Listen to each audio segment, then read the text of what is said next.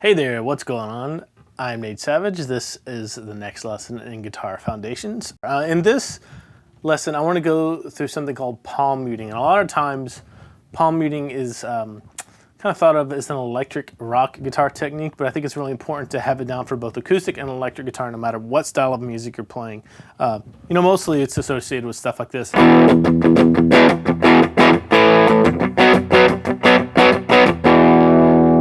But you can use it on acoustic too, so don't skip over this lesson if you're an acoustic guitar player. First thing we need to do is take a look at how to actually physically palm mute the guitar strings. So your guitar is going to be a little bit different than mine probably, but that's okay. The same basic principle will apply no matter if you're playing acoustic, Strat, Les Paul, whatever. The idea here is to take this part of your hand, your palm between your pinky, the base of your pinky, and where your wrist meets your hand right there. And mostly right here, this fleshy part, put that part of your hand on the guitar strings right where they take off from the bridge. And what we're going to do is play an E power chord, just a regular, just the E and A strings. And we're going to see how palm muted we can get that to be.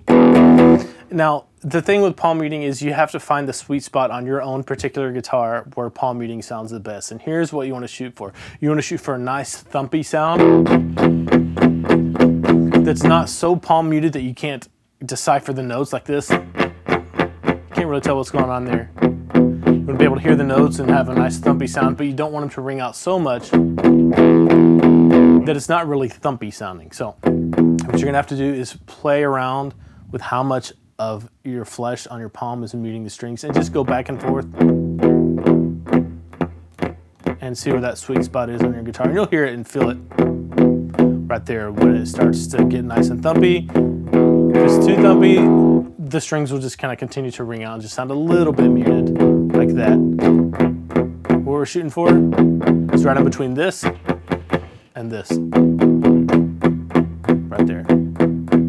So it's going to take some time for you to find that specific spot on your guitar and train your body to go right to where you can hit that every time when you're palm muting some strings on the guitar. For now, we're just going to be working with power chords. We're going to take the verse of the song we learned in the last lesson and put some palm muting with that. And if you haven't gone through that, it's a really good time to do that, just to make sure you know the tune.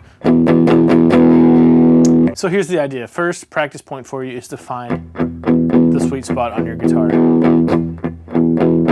where palm muting sounds best. The second one is once you find it, put it on, start playing, and then take it off and do the same thing. Put it back on to where you can go right to it, because it's going to be really important that you can just have that place memorized as we go through this and any other song that you learn in the future that uses palm muting. So if you need to stop the video now to put in the time to learn exactly where that sweet spot is on your guitar and be able to go right to it, that is what I would recommend doing. If you're ready to go on and you're feeling pretty comfortable with this, let's take a look at the musical example. Now, if you're looking at a piece of sheet music or some tab, the way you can tell you're supposed to palm mute something is if you see P period, M period with some dots out extended next to it. The dots are just telling you how long and what notes should be palm muted there. That's how you can tell.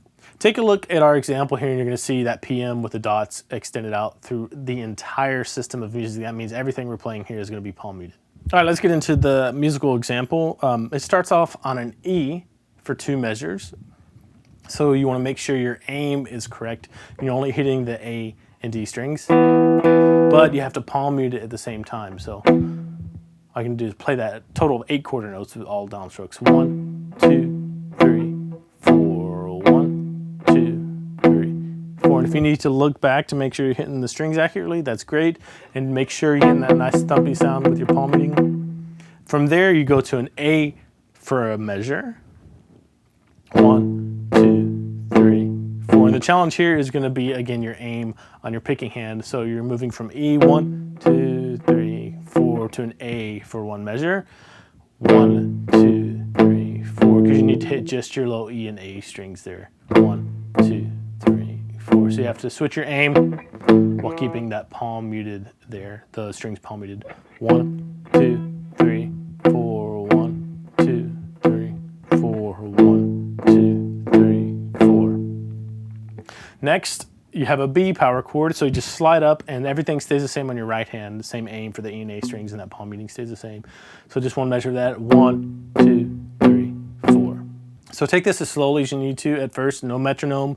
Take some time between each chord to make sure that you're accurate with your picking aim and that your palm reading stays intact. So something like this, 1, 2, 3, 4, 1, 2, 3, 4. Switch to the A, make sure your aim is good and the palm reading is good. 1, 2, 3, 4.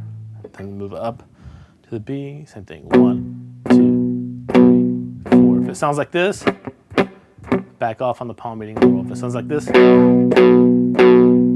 it a little more. Once you're feeling comfortable with that, if you need to take some time, stop the video, work on that. That's totally cool. You can pull up the jam track or just a metronome with 70 beats per minute to start. It's a good place. And just go through this exercise doing that. See if you can hold it together. 1, 2, 3, 4. 1, 2, 3, 4. 1, 2, 3. Here comes the A. 1, 2, 3, 4. B, 2, 3. Do it again. Put your E, 2, 3, 4. Work on that aim. Make sure you're getting a good tone from your palm reading. It's good. The A, 2, 3, 4. 1, 2, 3, 4. So this is a relatively simple technique compared to all the other things that you've been working on, but it is important. It's important to have a really good palm reading sound for a lot of songs that you're going to hear in the future. So keep your ear out for this in songs that you listen to or songs that you want to learn, and just be aware of it, and you'll be able to pull it in when you need it. Here are your assignments for this lesson. Number 1, experiment and find the sweet spot on your guitar for a good palm reading sound. Number 2, play through the verse exercise that we went over in this lesson to where you can switch between the chords smoothly with a metronome or to the jam track and have your aim with your picking be right on the money, and then your palm reading sound great through the entire thing. That is it for this lesson. It's a lot simpler than the other stuff you've been working on, which is great. You get kind of a breather.